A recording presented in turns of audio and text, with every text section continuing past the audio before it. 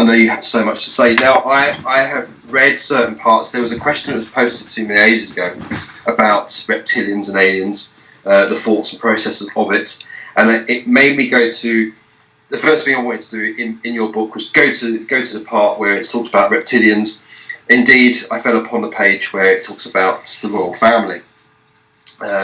So obviously, I believe that reptilians or aliens exist. I do believe that they live amongst us, and I think overall they are trying to. I think there was a good one and there's bad ones.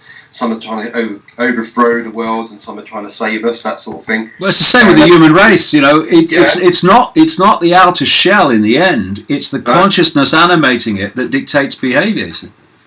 But there are certain things I want to talk about the royal family because the question that was put to me is: are the royal family reptilians? And in your book, there are several quotes by several people about the Queen Mum, about Prince Charles. And it raises a few questions because it says in the quotes that people witnessed like Prince Charles and the Queen Mum devouring children, changing their true shape into a reptilian shape, and devouring, sacrificing children. I've been told that by many people, not just the people I quoted. There's many who've talked to me about that didn't want to be quoted. I only use those that are happy to be publicised.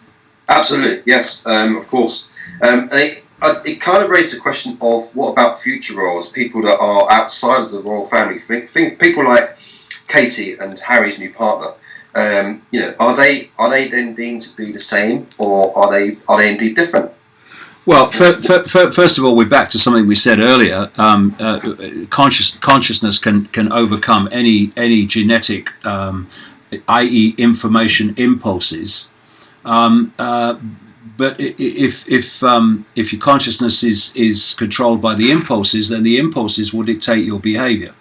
And just very, very briefly, how does this work? Well, first of all, the power of the program is such that you have people who can see. Well, let's put it this way: the electromagnetic spectrum, according to mainstream science, is about 0.005% of what exists in the universe, according to mainstream science. Some say it's a bit more, but not much. So that's the electromagnetic spectrum. Visible light, which is the only frequency band we can see through the sight senses, is a tiny smear of the 0.005%. So first of all, we can see next to damn all compared with what exists in the space we're looking at. Then you look at the projected size of the Earth against, according to mainstream science, against the projected size of the universe, and by comparison, the Earth is the equivalent of a billionth of a pinhead. Now you look at that, you then look at the night sky and you see that blaze of lights, and you think that is a tiny infinitesimal fraction of what there is out there. And you still have people laughing at the idea that there are other forms of intelligent life other than human, and they say, "Oh, you believe in little green men and all this stuff." So that's the scale of the program. And what happens when you expand beyond the programmed mind is you don't care about any of that. You don't care about being laughed at about little green men. You laugh and you think how pathetic. Clearly, let's start at base one. There is the universe or infinity is teeming with life doesn't take a human form. Then you start looking, as I have over the 30 years, at the ancient legends, not just in one area of the world, but all around the world, which keep recurring this theme of reptilian type entities, and many that would take the description or characteristics of what we call the Greys. Then at the same time as I've travelled the world, I've travelled to native peoples and societies and talked to them about their legends, etc. And then I've talked in places like America to whistleblowers that have worked in the military, that have worked into underground bases. And what do they tell you? They tell you the same thing. They are describing entities in this world, in underground bases, that and what they've seen and people have interacted with that are the same as those described in ancient society. So again, if you're interested in the truth and not, what people think of you, then you can't walk away from that stuff. And then you start to pick up this recurring theme again from the ancient world about the relevance of so-called royalty, special bloodlines, to these entities perceived by some to be gods because of their, not least I suppose, technological capability in these times when there was no technology. And you ask, okay, well, where did this royalty come from? What is royalty? What is its claim to specialness? It's its bloodline. The ancient Chinese emperors used to claim the right to be emperor because of their genetic descendants from what they call the serpent gods. And the serpent gods, the dragon bloodline, all these things recur. They go into Egypt, etc. They go into the belief system of the Zulus with the Chitahuri, the children of the serpent, the reptilian race, as they call it. Because when you go into these ancient societies, you hear them call this non-human race or races by different names, but they're describing the same entities, right? So this royalty. You go on to say about, as you were mentioning about the ancients and royal families. You talk about Vlad the Impaler. In fact, as being as far back as Vlad the Impaler, being part of the Draco order. So I understand what you mean now by the Chinese and the serpent gods. The dragons, and you have the dragon symbolism, etc., used by the Druids and the Celts. It's a common thing, and then you start to you see the ancient accounts. I mean, they even appear in biblical accounts with the sons of God who interbred with the daughters of men, of this interbreeding between these non-human races. I say predominantly reptilian, but others too, predominantly in terms of the control system, I mean, to create hybrid bloodlines. Now, these hybrid bloodlines that are part human and part non-human are what royalty is. It's what why they considered themselves to be special. They were the bloodlines of the gods. They had the, quote, divine right to rule. And as the royal control systems and hierarchies moved through history, there came a point where the people had become conscious enough to reject rule by royal dictatorship, and we went into politics and stuff. And these bloodlines, although some of them survive, like the Windsors, as overtly royal, these bloodlines went into the dark suit professions of politics, of banking, of business, of media ownership, etc. And they've gone on controlling while perceiving themselves to be special. That's why you have all this interbreeding between the Eastern establishment families of the United States in the same way as the royal families do of Europe. And when you bring it forward to present time, why is the current Queen head of state in Britain and the Commonwealth? Because of her bloodline. That's why she's got the job. She, as I've said many times, she might be cleaning the throne, not sitting on it, if she was of a different bloodline. So then you start asking the questions, as I've explored over the many, many years, why are these bloodlines perceived to be special? And the dots start to connect. The Windsors that have come through from many other parts of the world through to become the royal family of Britain.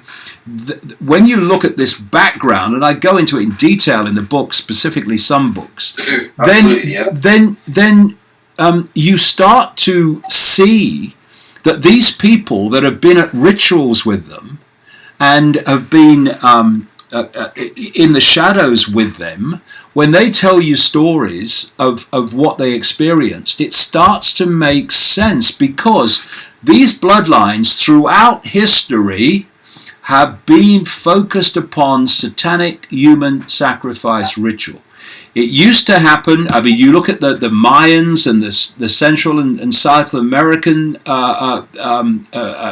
peoples who were all into human sacrifice and what have you, and it was done openly.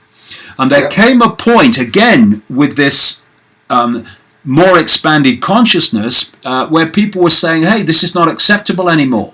This is not right, just sacrificing people. So it went underground, and it's continued ever since, which is why people who've experienced these rituals have told me, so many in different parts of the world, that these families and these satanic networks are using the same rituals that the Celts used and other ancient peoples used, because the rituals, and you will appreciate this from your perspective, the rituals are there, and they're done in a certain way using certain colors, which is a frequency, and certain chants, which are frequencies, etc., because they're manipulating energy.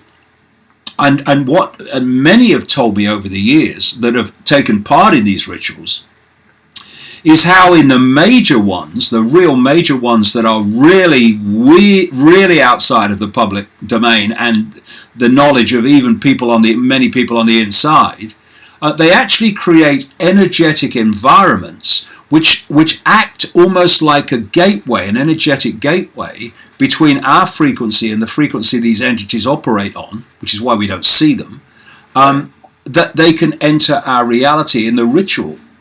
And when you talk to these people, they describe how the non-human entities, which are not all reptilian by any means, they take many forms, they feed off the fear of the sacrifice.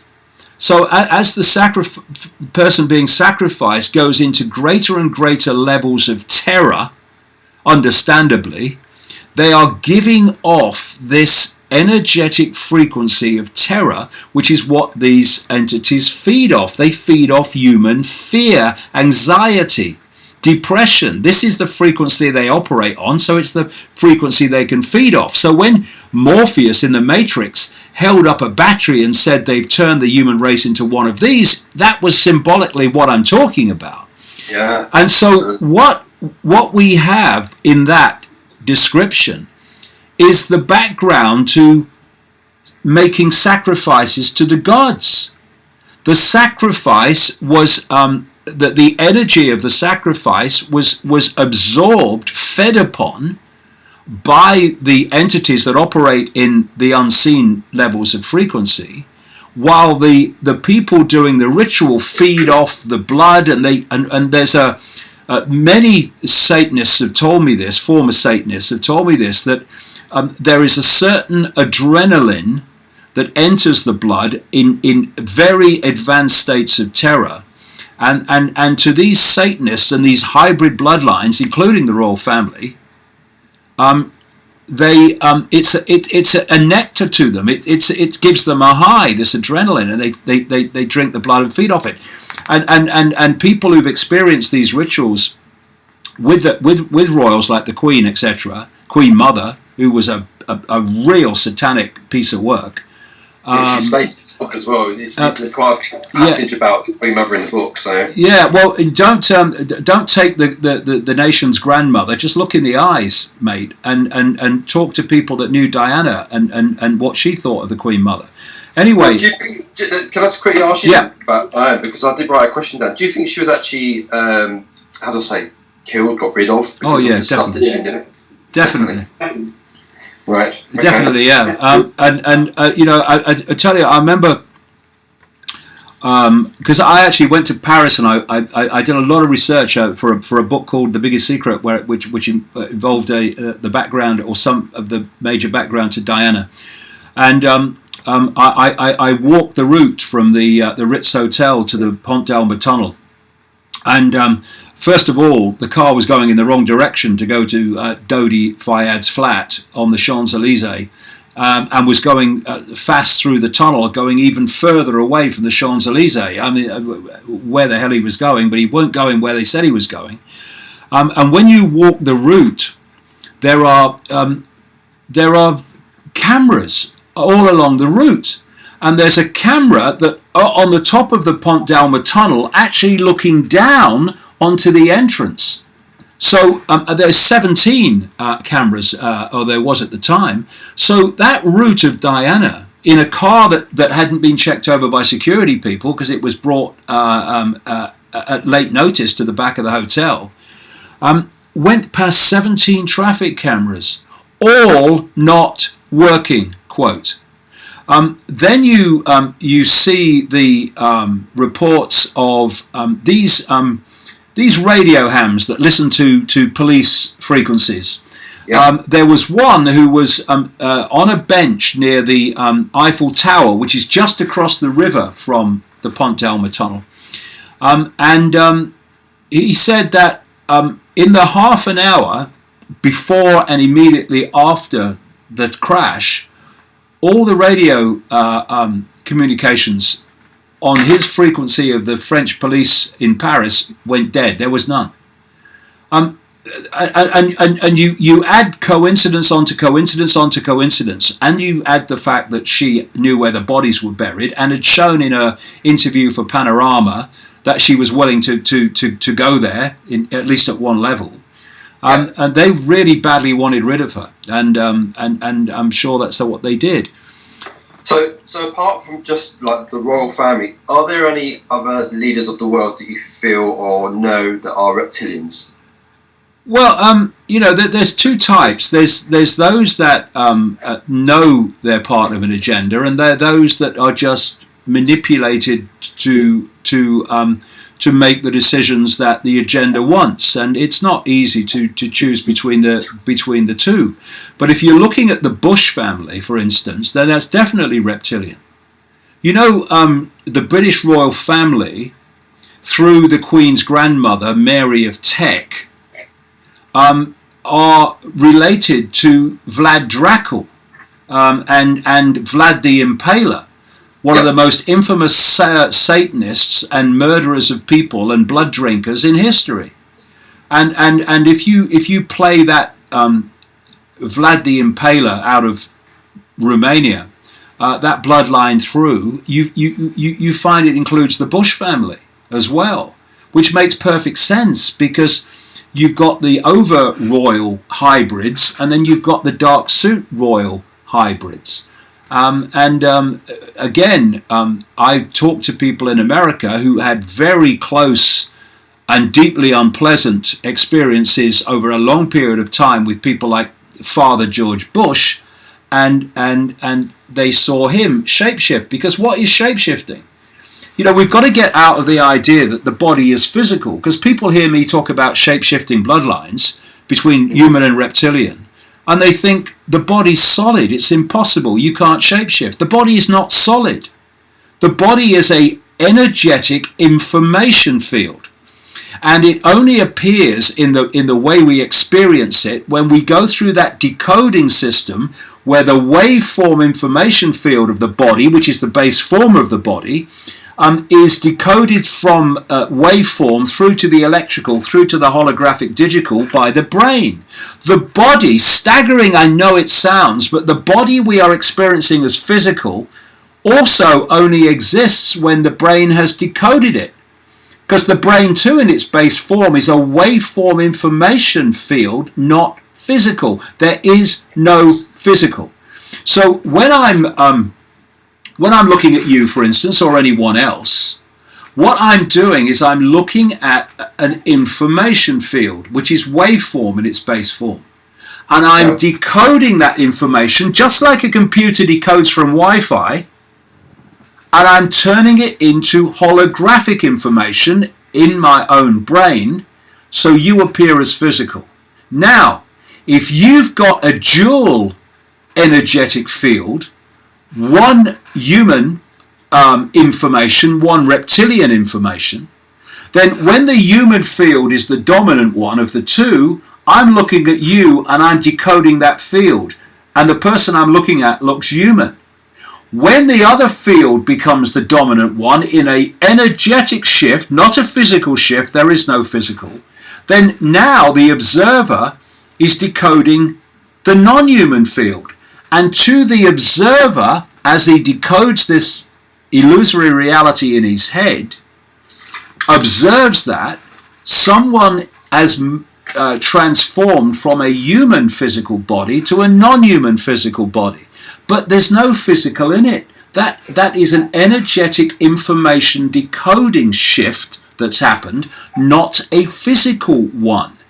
And if you can control this hybrid, these hybrid fields, you can project the human field at the world for almost the entirety of your daily experience or ongoing experience. And this is what's been described to me so many times by different people who've seen it and experienced it. But in the rituals, when you are among those who are also as you are, yep, then you can let the non-human field express itself, and you go through this shift, which has been described to me, like I say, so many times in the from people that have experienced these rituals. And I'll give you a quick story that goes on from this. I was invited to speak at a multi-speaker conference in Santa Clara near San Jose in California. And I went there and I spoke for a few hours, and there were people from all different aspects of looking at life differently, including Christian patriot kind of conspiracy people as well, all different types. And anyway, I get out of bed and I've come down to the hotel lobby, and the conference is going on in this big theatre. And there's no one around because everyone's in there looking at the speaker, whoever it was at the time. And there's one guy, and he was a classic good old boy Christian patriot from Tucson, Arizona. And he said to me, he said, I like your stuff, Dave. He says, I like your stuff. He said, but I can't understand this reptilian stuff. I can't get my head around that. And as I said, say to everybody, well, take what feels right and leave the rest. That's taking control of your perception. Oh, yeah, okay, mate. Yeah. Anyway, the next day he comes up to me and he just said to me, I know what you mean. And I said, what do you mean? He said, I've seen it. And he told me this story. There was another speaker who I kind of met some years before and took an instant dislike to be honest. The energy coming off him was horrible. Anyway, this guy knew this Christian patriot guy, and he used to write articles for this Christian patriot guy's newspaper. Anyway, this Christian patriot wrote an editorial which this fellow, this at the time well-known conspiracy researcher speaker, didn't like. And in the lobby of this hotel, the bar's in the lobby, and they start having this absolute humdinger of a row, where it got more and more and more heated, and they're almost coming to blows. And the hotel manager, he said, came over and said, look, gentlemen, you're going to have to leave the bar. You're upsetting the other guests. And so he said, I stood up and I walked towards the lift, or the elevator as he calls it. And I walked in, turned round, and the door was shutting. And just as it was about to close, this speaker guy put his arm through the elevator doors, which made them open. And he came and stood right in front of his face. And I know exactly what he was describing because I've seen this guy do it. And he said this guy was fuming with anger and fury. He said, and he shifted. His face became reptilian in front of my eyes. And this is a guy who 24 hours later said, I can't get my head around that. It sounds really strange to me. And I'll tell you why that happened. Because I've heard it described in similar circumstances by other people. You know when you get really angry and furious, you can feel as when you get into a state of extreme fear and shock, you feel an electrical surge go through the body. I'm surging with fury. That's electricity. And what can happen is you can reach such levels of anger and fury that the electrical surge through the body basically shifts the hybrid field. So the other field, briefly, usually, impacts itself. And suddenly the observer has gone from observing and decoding the human field, and suddenly this surge of fury, electromagnetism, has caused this shift to happen, and suddenly they're decoding very briefly this other field, and that's what this guy was experiencing. And this is what shapeshifting is. It's a shift of energetic information in a hybrid field. It is not a physical shift because there is no physical. And if there was, shapeshifting would be impossible. Wow. You know, the mind boggles. But I completely understand people's disbelief in the reptilians or shapeshifting. Do you know what? I don't think it's even one of those things where you have to actually witness it to start to believe in, because there's so much more of it happening. And dare I say, there's been clips on YouTube of people shifting. Yeah, you have to be careful with that, with some of them, though. I mean, I've seen people say, "Look, he's shifting." It's not. It's the way the film is breaking up. This is why you have to be very, very careful, and you have to be very thorough, and you have to have your feet big time on the ground. Because the biggest danger, and I see this all the time with much of the alternative media, and I've seen it with the alternative media in America's buying of the Trump hoax. They fall for, and the public in general fall for this. They fall for the trap of believing what they want to hear. He's telling me what I want to hear. So they've almost got you immediately because you want to hear it. You want it to be true. People like me are often telling people what they don't want to hear, which is why you get dismissed. Oh, look, change the subject. I want to hear it. You don't want to hear it. But when someone's telling you what you want to hear, oh yeah, Trump's going to change everything and he's going to do what you want him to do. Oh, I want to hear that, and it can pull you in. So when you research this stuff, you've got to, even if it's something that appears to support how you see things, you've got to question it, and you've got to make sure it stands up to scrutiny before you absorb it as something that you will accept is real. Indeed. And I could talk to you for hours and hours and hours, and I know the listeners would want this to happen again and again and again, and I'm sure we can come to some arrangement, but we have run over time on the show. But don't go anywhere, okay? Guys out there, okay, I'm for Facebook Live, I'm holding up this book, okay? Everything you need to know but have never been told. I got my copy from Amazon. It's $14.99. Don't worry about the price. It is so jam-packed with information. I love it. It's a great book.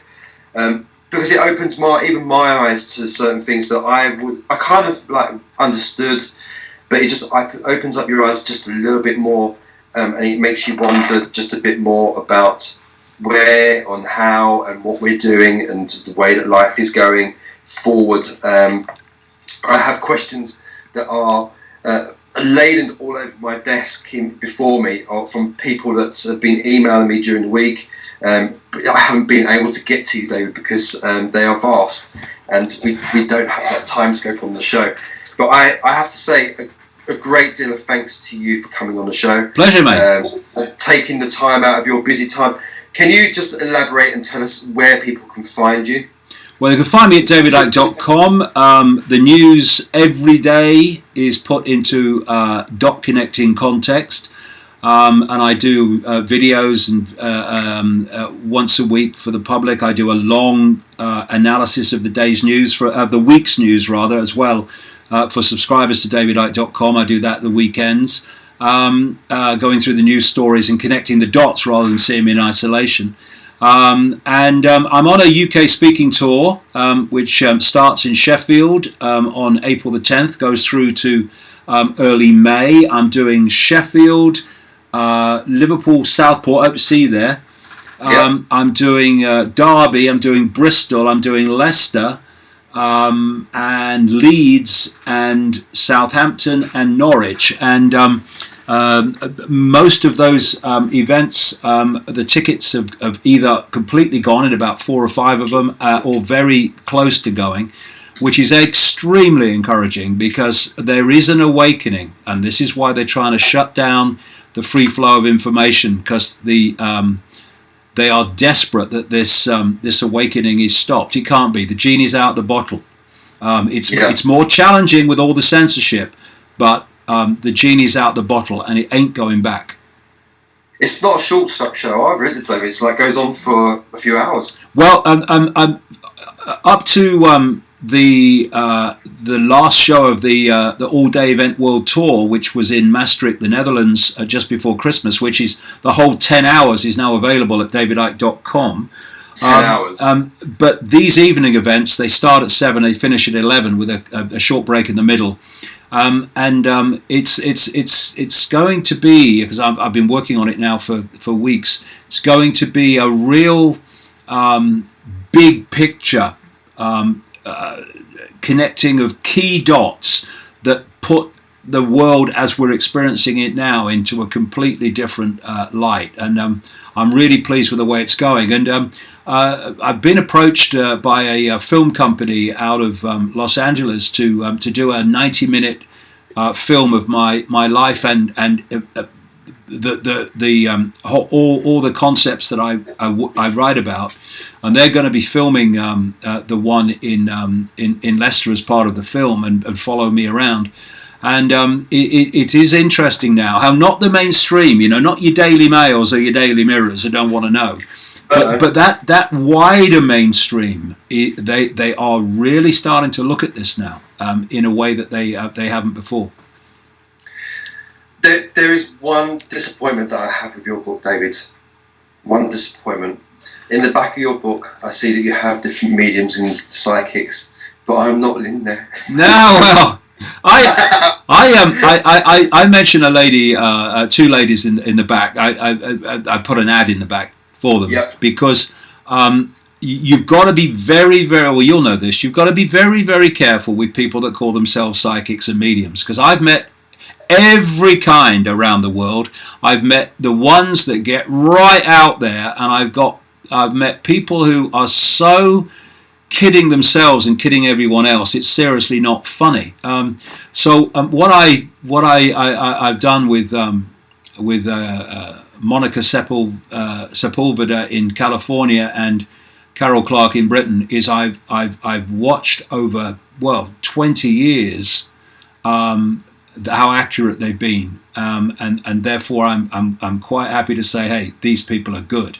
And word of mouth, as you know, is a great one. What experience have you had with this person? Because it's like everything else. You can get out there, and you can bring back fantastic information that is not available here in this frequency band of the human world. But you can also bring back a lot of crap that is either manipulated crap being given to you, or it's just basically you're making it up, and it's something that people need to be wary about. The good are fantastic, but there are ones that are not mediums or psychics at all, but they just tell you that. Agreed. I totally agree with you. I absolutely agree with you. But David, once again, thank you so much for coming on my show, The Doorways to the Unknown. And I really hope that you would agree at some point to come back on and continue with your mindscape of ideas and thoughts of how things are. But I mean, you can see why people say, well, what do you mean you talk for 10 hours? There's so much information and so much information to cross-connect. You really could talk for days. Yeah, absolutely.